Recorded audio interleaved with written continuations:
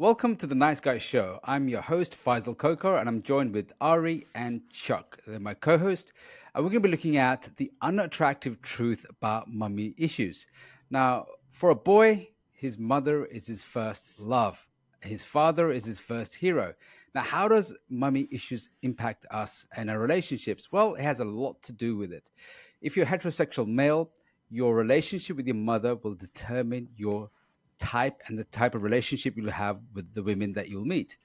Now, this can be a really sore subject. And a lot of times when face this conversation or have this conversation with men, they're quite abrasive about it. They don't want to tackle this, and they don't really see the connection, the relationship of mummies and what that has to do with their relationship. They kind of separate this, and there's a good reason for that. So I want to tackle some of the mummy issues and how it shows up, how it affects relationships, and here are some of the ways that mummy issues can show up. So here are some signs. If you constantly seek approval with women, especially attractive women, you've got some mummy issues there. Also, if a lot of insecurity shows up around women, you put them on a pedestal, you have poor boundaries, and sometimes you're quite fluid rather than more disciplined, focused, and structured. Also, mummy issues can show up if you have a lot of disrespect or hatred towards women. Also, this is an important one. A lot of nice guys suffer from this one. If you're also hypersensitive, and especially to criticism or feedback.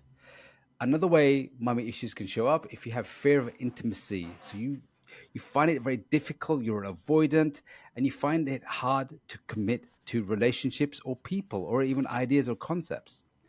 Another way mommy issues can show up is if you have attachment issues. So you might be an anxious attachment, you might be quite fearful. Again, it ties into the same thing as fear of intimacy. Another way it shows up is you have difficult forming and maintaining relationships. I do meet a lot of nice guys who have only like 6 month relationship or 3 month relationship, and they're sometimes in their 40s and 50s, and they've never ever had a long term relationship. And what I mean by a long term relationship, I usually mean about 3, 4, 5 years or more. Also, they're very inadequate when it comes to parenting. And the last one is they avoid being consistent and disciplined. Now, let's talk about mums. Gentlemen, what was your mum like? Ari, let's go with you. What was your mum like? What was it like growing up with your mum? Um, my mom is very loving, um, and she was coming from the South. She grew up in the 50s and 60s in North Carolina. So it's kind of a old school uh, Southern girls. I'm Oh, sorry. there she is. Is your mother calling you right now? She's like, "What are you doing on the podcast?"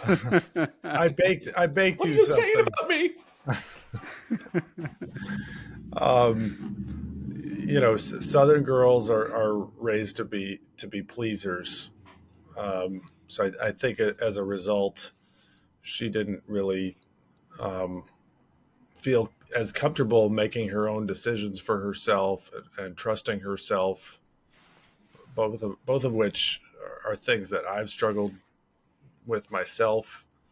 Her parents, I think, used guilt a lot, and she didn't feel as comfortable sharing her feelings with her parents.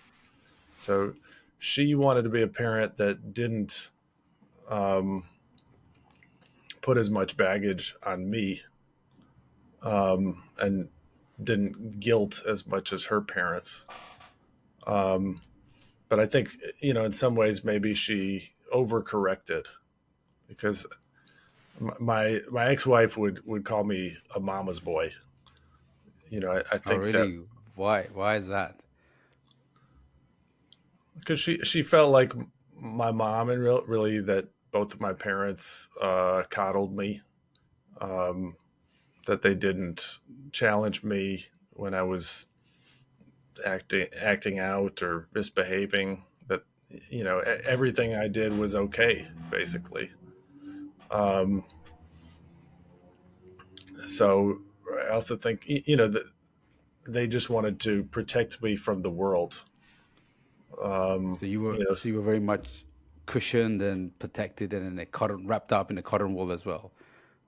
yeah. And so, while sometimes I tell my story and I feel like, well, do I have something to complain about? But in reality, what that coddling does is it stunts you in a different way because you can't see yourself clearly, and then you learn to expect that from the world, Mm, or at least to hope for it, that other people are going to take care of you in that way. And unfortunately, that's what got played out in my romantic relationships and in my marriage. Expecting my ex-wife to basically coddle me. Um, yeah. So you were expecting her to show up and have some of the traits like your mum did as well. So that's interesting. And I like what you said. First thing was, she was a people pleaser as well. So let's go to Chuck. Chuck, are you a mama's boy? What's it like being raised by your mum? Yeah, so my mom was a yeller. She yelled and screamed and raged. And um, last week in our father episode, I talked about a family mantra that my family had about my dad, which was my dad's dad died when he was 4 years old. So he was raised by a single mom. And the mantra was, Dad didn't have a dad, so he doesn't know what he's doing. So you have to kind of give him a break. The family mantra around my mother was that mom didn't receive love and affection. Her parents never told her that they loved her entire life. And so your mom has a really hard time showing love. So you have to just kind of give her a break as well. But my mom would fly into rages. She would whip us with a stick. She would, in my estimation, as an adult looking back, it was unbridled rage that she took out on us, on our three boys. And as a result of that, I learned to be afraid of a woman's anger. To this day, yelling, it triggers me. My wife will, be downstairs, I'm upstairs, and she'll yell up to me. And I'm just like, it just, my whole body just kind of cringes. And I have to remind her that if she has something to tell me, that she needs to walk upstairs and talk to me, not yell from the other room, because it still triggers me. But I've done a lot of work around my mother issues. Um, I think that oftentimes, if I'm and this was especially true when I was younger, I was drawn to women who were shaming, rageful, temper issues. I was drawn to women who were maybe, well, when I think about my first wife, she had a lot of anger issues, but her anger was all inward. And, there's a lot of shaming that kind of went on in that relationship as well. But my mom's was definitely outward, explosive. And so it was interesting that, my first wife that I married was one who was implosive and raging inside. My second wife was the exact opposite. She was raging, and she had a lot of anger issues as well. um, and then my wife today, she's perfect, in case she's listening to this podcast. apart from when she's yelling at you from downstairs. Yeah, right. Yeah, Three times the come and charm. talk to me. Yeah. Thank you for that. I mean, sharing that as well. I mean, I like the point, and it's true. Do we end up dating, women who are similar to our mum as well? I mean, like my mother was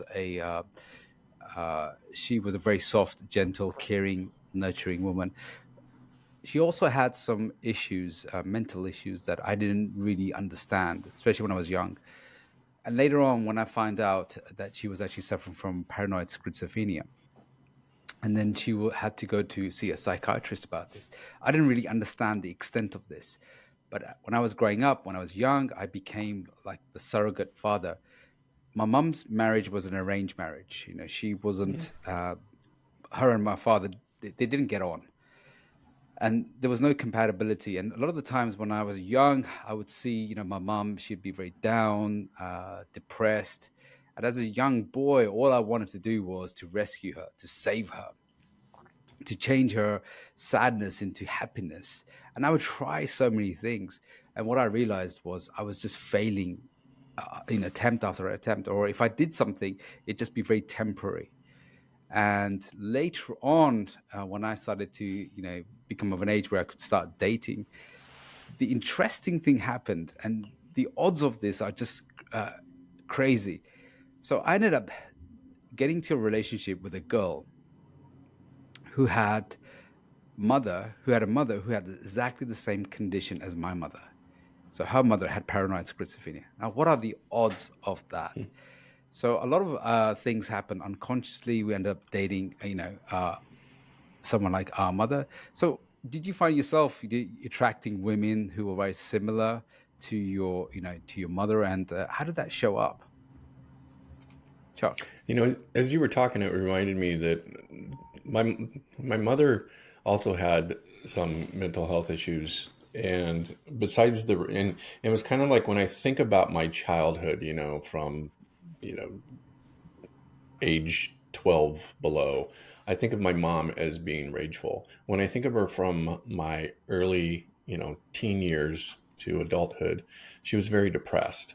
I remember talking with my brothers about this. Like there was a point in time which every day she was crying over something, and it would be like these little things. And and it reminded me that my first wife suffered from severe depression. That she uh, you know she was when we were married, there were times where I was thinking I might need to take her to a hospital or something. And this is before I was a therapist, so I didn't know anything about like mental health issues and that kind of thing, but it just kind of freaked me out. So I think what you were just saying there triggered me into like, yeah, my first wife was very depressed, and and very similar to my mom in that way. Now, I thought I was consciously choosing someone who wasn't like my mom, because that was one of my things. I was like, I don't want to date anybody. I don't want to marry somebody that's like my mom. And in many ways, she's different, but in many ways, she's similar. So, yeah, Yeah. I think it does affect us, but it affects us kind of in an unconscious way. It just, we don't think of it as like, oh, she just reminds me of my mom. It's just more of this vibe of like, oh, this feels comfortable. This actually feels like home. This feels, I kind of know how to deal with this. I know how to navigate this. And so I don't think we recognize it at the time necessarily as we're married to our moms, but after a while, when you maybe mature a little bit more, you start to see that, You oh, see all the wow, there you was see the patterns, ways don't that, you? Yeah, yeah. it's so true. You see the patterns that are showing up as well, and I Hmm. think a lot of guys like I love what you just said there, because we don't always see, we don't consciously go out there and say, well, I don't want to, date someone who has, Hmm. like the same conditions as my mother, or the same kind of like temperament or Hmm. illnesses as my mum. But again, we move through life, especially when we're young. We are 17, 18, 19, we start dating. We have no consciousness of this, no awareness of this. So we kind of move through life unconsciously, and then gravitating, like, how did you end up in a relationship? I have no idea. Ari, have you had those moments where I'm like, how did I end up in this relationship? Oh, all the time. All the No, I mean, I Still to this think day. still to this day. No, my ex-wife, she's different than my mom. I mean, they're both Jewish women, but I consciously, or one of the things that I thought I was sort of consciously choosing with my ex-wife was that she would challenge me. Like, this was something that I never felt my mom or my parents did, was to actually call me out on my BS. So it felt like such a relief that she would do this, um, and that she didn't want to just play into coddling me. I mean, I think she got tired of that fairly quickly. is, But she was did you she enjoy was did you enjoy the fact that she was telling you off, and it's like, I really missed this from mother, right? This is what I needed. I needed that telling off. I mean, sometimes I enjoyed it. It was, it's a relief. I mean, and this is something that I've kind of worked on a lot. Is that I was desperate for this, not even just from her, but from people in my life, that they could be honest with me, and that they could see it when I was acting not my best. And I for so long I was wanting other people to be able to call me out on things. I think eventually I realized I have to be able to do that for myself. I mean, I still value that in other people. Um, so I don't know if I answered your question, but You did on that as well, and that kind of springs a question for you guys as well, for all of us, is how can men recognize that they have severe mummy issues? What are like like maybe the top two or three things that they're doing that you can see they've got some mummy issues that they haven't resolved and they really need to work on, and it's going to impact and affect their relationship, their intimacy, sex. So what's the kind of like telltale signs of like deep mummy issues, Chuck? Um, I think one of the big issues is being able to set boundaries and limitations, because when you're a little kid, you can't set boundaries and limitations. You have to accept whatever behaviors coming your way, and that sort of imprints on us, I think, even as adults. Um, I think our dads teach us how to feel about ourselves, and our moms teach us how to feel about other women. And when I have a template that says I have to take care of my mom, I have to make my mom feel good, then that translates into how I feel about women. One of the things that I remember, we had this Volkswagen van, 1969 Volkswagen van, and it was forever breaking down. And I remember I'm like 5 years old, and my dad in the van starts making a noise, and my dad says, "Don't say anything to your mom," because he didn't want to feel her anxiety and rage and anger and all of that kind of thing. And that really kind of, I think, started to, like, okay, don't tell mom how you feel. Don't let her know don't upset mom. So I think I brought that into my relationship and started becoming more of the people pleaser and the nice guy, because my job, I felt, was to make sure she was always happy, to make sure that she was always feeling good. And that's what I did with my mom most of my life, was either try to avoid her rage or try to soothe her depression and anxiety. So it was a template for me. And like I said, my first wife was, somebody who needed a lot of attention because of her mental health issues.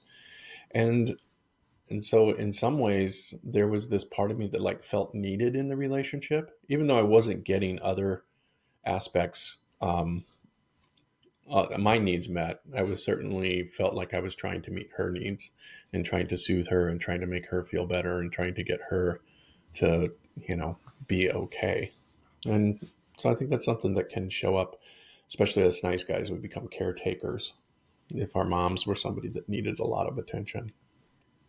Yeah, I can see the theme between all three of us, that men who need to caretake, men who need to fix women and see the problem, and they want to be the rescuer, the knight, and save her, and that shows up as well. So yeah, no, thanks for sharing that, because you can see you're trapped in a cycle of she's anger and then depression, then anger, then depression. It's like a never ending cycle, and Hmm. which happily is trying to fix that as well. So thanks for that, Chuck. Ari, what are the telltale signs that a guy's got serious mummy issues, unresolved mummy issues? I mean, I think one thing is fear of commitment.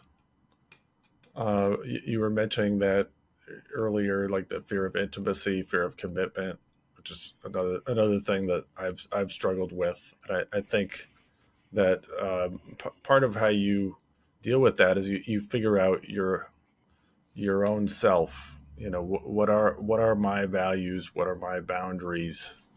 Um, what are my needs and wants? What kind of woman do I want? And so being conscious of all of those things as you enter into a relationship, and being conscious as you're participating in a relationship, I think that's one of the key things for nice guys, and maybe most men, to be aware of. So if you're not conscious, if you're just kind of following the blueprint of what you grew up with, and you haven't differentiated yourself and decided who you want to be and how you want to live your life, I think that's one of the things that men have to work through. I love that one, and it all kind of ties in as well. The one Mm-hmm. thing I when I have a conversation about mummy issues and mother, and a lot of guys sometimes reject this notion. I remember a client, I was working with him, and usually when my coach first brought this up for me, I was like, "What? What has mum got to do with anything? What's this relationship? I'm with the girl. I'm my own man." And he says, "We really need to, dive deeper into how psychology works, and a lot of things are unconscious. And one of the things that when nice guys or when men have mummy issues is they have this. Dr. Glover mentions in his book, No More Mr. Nice Guy. There's a small paragraph on this. It's called monogamous to mum.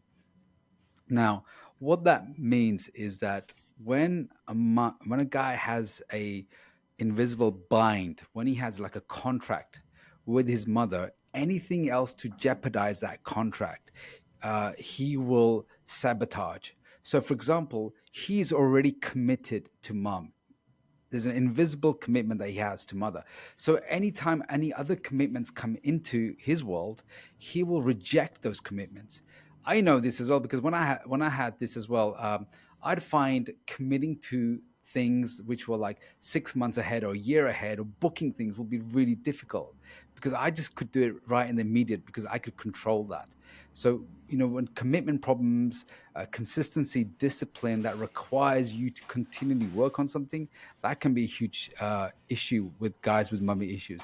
So I really like those issues as well. One thing I really want to mention is the guys who are afraid, they skirt around women's emotions, they can't really express themselves, they're afraid of being engulfed by a woman's emotion. So what they do is they'll start to placate, they'll start to move around, not rock the boat, seek her approval, see, am I doing things right or am I not doing things right, or is she going to like it, is she not going to like it? That's when you know that guy is not working from his central uh, own autonomy. He's got no control over himself. He is then very codependent on other people and other people's emotions. That's like a telltale sign. And if you want one question to ask a guy to see if he's got mummy issues, just ask this one question: what do you want? Right? When you ask them, what do you want in relationships? What do you want in life? Most men who haven't, like Ari, you said, haven't been individualized, don't have their own central system, will say, I don't know. So they go around in the world thinking, I don't know what I want. I don't know what I need, because they've always looked after mum's need rather than their own need. So that's what they practiced and done. Yeah, Right. I have a story If you about. don't, yeah, Go I ahead, was just Ari. gonna, if you don't know, what you want, it's very easy to feel engulfed by the other person's wants and needs, and it can feel scary. Yeah. Yeah. Yeah, Because you haven't got I was going to a say strong that. self and sense. I was Yeah, going to Chuck. say that when I was growing up, I remember this incident where we were at. I think I wrote about this in my 30-day recovery journal. But my mom said, we were at a hamburgers place getting hamburgers, and I was like, I want the super deluxe hamburger with all this stuff. And my mom says, you get what's on the coupon. You get what's given to you, not what you want.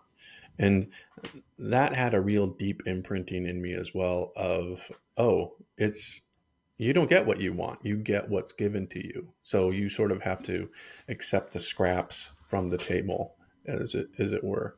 And I think that that's something that a lot of us nice guys struggle with, and why it's so important for us to learn to set boundaries and not tolerate the intolerable, to be able to know what we want and not be afraid to ask for it, because it's totally counter to what we've been taught and what we've been groomed, how we've been groomed, and how we expect the world to work.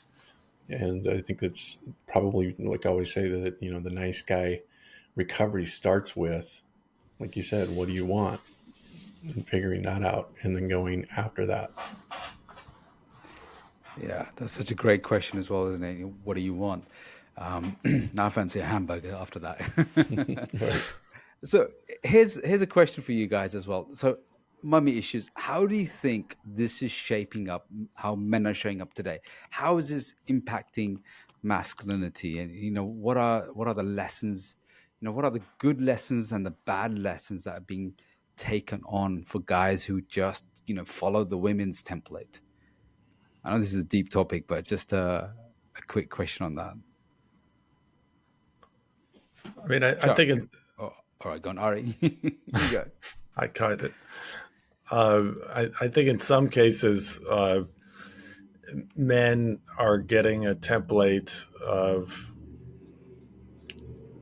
if they're used to spending most of their time with mom growing up, that they've got to be the pleaser, um, and they've got to stay sort of in the world of feelings, which is typically, if we're going to stereotype, where women are more comfortable, and they're less comfortable uh, dealing with challenge and conflict.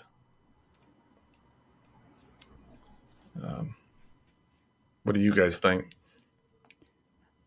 Chuck, what do you think? What is the impact of, like being a mummy's boy on masculinity and men in the modern time?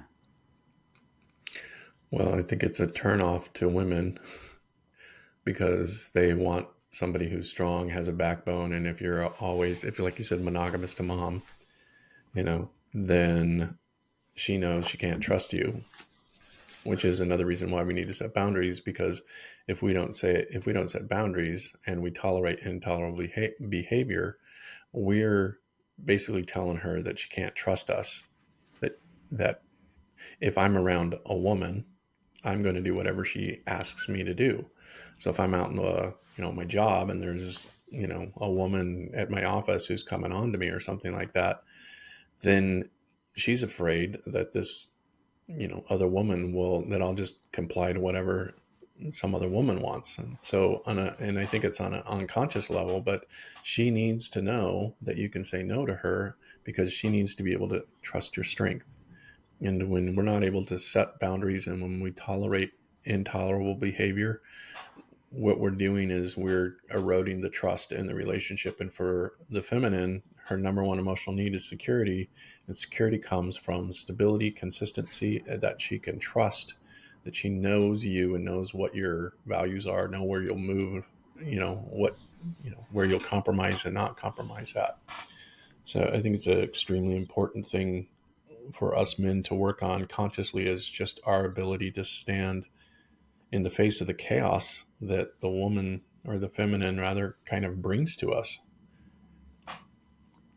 I love that. I love the fact of, you use you know a great word, which is, spine. And a lot of men, I was brought up by mom most of the time, and I had women all around me, and I had what I call the feminine template, the feminine narrative that ran my life. And what I did was I based my life, my experiences, and my judgments and opinions based on what they saw. And I wasn't able to distinguish between, what felt good and right to me, my natural instinct as a man. And there's a really good book, and I highly recommend this book to everyone. It's called When He's Married to Mom by Kenneth Adams. And this was a real highlight, because a lot of the times when men have instinctual reactions to, for example, I remember I was walking with my kids and my ex-wife, and we were walking along, And the boys, and they were young and they're boisterous and they're noisy and they're physical, and they were wrestling with each other, tugging each other. And Mum's going, "No, stop that! Calm down! Don't do this." And what she was trying to do is trying to make them all, she's trying to make them really soft and passive in that point of view. Oh, we need to be gentle. You need to be, not do all those things that they really instinctively desired. And I can understand that. I can understand that. But there is a place and time and a place for this as well. A great psychologist, she said, if you want to get to know young men, young boys, wrestle with them. They love the fight, the tug. And that's how men communicate. So what's happening is what I see how if you just have the feminine narrative, it takes our natural protector side offline. It makes us soft, passive, spineless. All we're doing is we're looking for validation and approval. Is this right? We don't take risks anymore. We don't challenge ourselves. Our pain threshold is so low. When we get a no or rejection, we're so butthurt and upset. And we're like going out into the world. This is why women say, I want a real man. Now, when I heard this message too, I used to get butthurt about this, annoyed about this. And I used to get very intimidated by strong women and also strong men. And that's a sign because your masculine energy is offline or is very low. And I think this is what's happening now. There's a really good saying. It says, hard times create strong men. Strong men create good times. Good times create weak men. And weak men create hard men. And this is Yeah, what we're missing in society. something that recently a word has kind of come to me that I've been using a lot. And oftentimes I'll have guys talk about it and think that they, well, I just need to have more control. I'm like, no, you don't need to have more control. What you need is command. That command is the leadership role, the commander of a ship. He's the one that makes the decision of which way the ship's going to go. He'll listen to all the other input, but ultimately he leads, he's in command. And when we're in command of our emotions, when we're in command of our ego, when we're in command of all of our internal world, then that expresses outside where I can be in command of the things around me. So I'm not controlling, I'm not dominating, I'm not being rigid or rageful or aggressive. I'm just in command. I have a solid presence about me. And that command brings with it the feeling of safety, security, trustability, because she knows I am unwavering in my command. I'm not controlling her, but I am commanding myself and I'm leading the relationship. Wow, what a powerful word. Such a masculine It and is. sexy I word as love well. that word. Command. Yeah. Yeah, it's such a good word. Yeah. Guys, let's wrap up. So one thing, what are the beautiful gifts that you have got from, mom and women around you in the world as well? So what are the gifts that you've got? Ari. Um, you're talking about certain traits that Yeah. Yeah, it's kind of gifts that the feminine gives you, that moms have given you, the women around you in your life have given you. just that feeling of I mean of being nurtured, being loved, feeling connected. Um, that's something that I can do in my relationships. You know, whether it's with my son. I think now I'm able to embody that masculine energy with him, and lead him. But I can also be nurturing with him. I can also connect with his feelings. So I think we've got to have both as men. Yeah, yeah, very true, very true. Chuck, what kind of gifts have you received from mom or the feminine? I think one of them is just beauty. You know, the woman, it's all about the aesthetics and how things look. The man's all about, or the masculine rather, is all about the functionality of things. If you walk out into, through this door, you will see our dining room table that has a beautiful tablecloth with a runner and a big, huge centerpiece of fall leaves and pumpkins. And if you walk around my house, you'll see all of these decorations and things. I did not do any of that. I could My do. wife did all of that, right? And I think we need the feminine to sort of slow us down and to look at the beauty of the things around us. And that's one of the things I think the feminine does is she's a creative creature. She's about the aesthetics, how things look. That can also drive us crazy because on the flip side of that, she's telling me what to wear. She's telling me what color shoes I should have, those kind of things. But all of that is about her aesthetics. She wants beauty in her life. And when I understand that is just part of the feminine and I enjoy that piece, I can go out to my living room. I kind of like enjoy the cleanliness, the organization, the aesthetics of all of that. And like I said, I contributed nothing to that. Probably she wouldn't let me if I wanted to. So. Yeah. But if you had it your way, it'd be just like, here's a table. That's it. What else do you need, right? You don't need And I think anything. you don't need There'd anything be else. shit all over the table.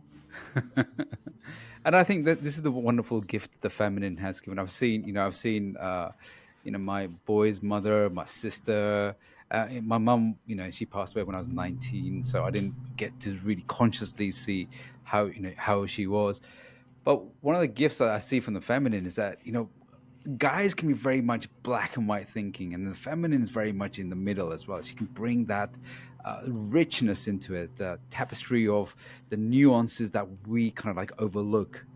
And sometimes the things that makes me always go in awe is when I'm dealing with my kids or and the way the women will pick up the small details that I've completely missed out, where she's able to bond and connect and see some of the great parts, because I'm thinking black and white, either I'm annoyed or I'm happy, or either I'm this or this, but she brings in the whole chemistry, the whole what I call tapestry of everything. And that's a gift that a lot of men miss out. That's like when you were saying, Chuck, is we can go on holiday, but we'll be thinking so much logically and then not and miss out the beautiful sunset and the smell, the taste, the aroma, the whole colorfulness of it. So from black and white to color, that's the gift that I believe the feminine brings, the world brings as well. Gentlemen, it's been a pleasure. Again, this has been the Nice Guy Show. Please remember to like, subscribe, and share with other men who need to hear this as well. And if you've got any ideas or suggestions, please, go to the niceguyshow.com, send us some requests, some ideas that you want us to speak about. And until the next time, we'll see you on the next episode. You've been listening to The Nice Guy Show, the podcast that helps nice guys move past their insecurities and fears into the fullness of their masculine strength and confidence. Be sure to like and subscribe to our podcast and check out the website niceguyshow.com for more information on how to connect with Chuck and Faisal. Until next time, keep living your best life.